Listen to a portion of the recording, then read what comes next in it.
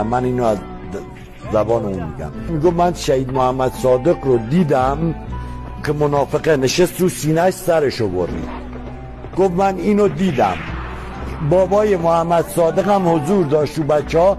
بابای محمد صادق محمدی هم رزمنده بود، حالت جنون گرفتش دیگه. از اون لحظه دیگه به بعد دیگه بابای شهید محمد صادق محمدی دیگه نمیرفت خونه.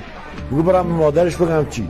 هی دائم میامد میگو منو ببرید جلو شاه میتونن جسد بچه‌مو بیارن. ولی یه چیز قشنگ بهتون میگم، اما علی خیری کسی نداشت بره دنبال جسدش.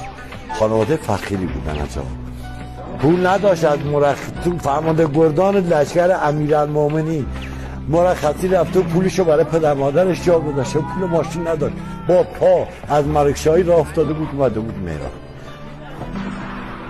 خدا لعنت کنه کسانی که خیانت کردن به خون شهدا.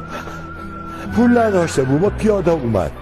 یعنی چیزی بود 24 ساعت راه رفته بود شهید علی خیری. ما از کجا بیاریم دیگه؟ چه کار باید بکنن که بفهمونن بابا این مملکت صاحب داره، نکن کم خیانت کن. شاید ما اینجوری زندگی کردن. شیخ رحمانی به من گفت تو سالاباد مادر شهید علی رو دیدم، این ماشینای خط وارد نبردنش پر پشت، تازه اومده بود جسد بچهش نیومده بود. میگفت دیدم یه پیرزن اونجا افتاده، رفتم نزدیک گفتم شما کی؟ گفت من مادر علی خیری ام.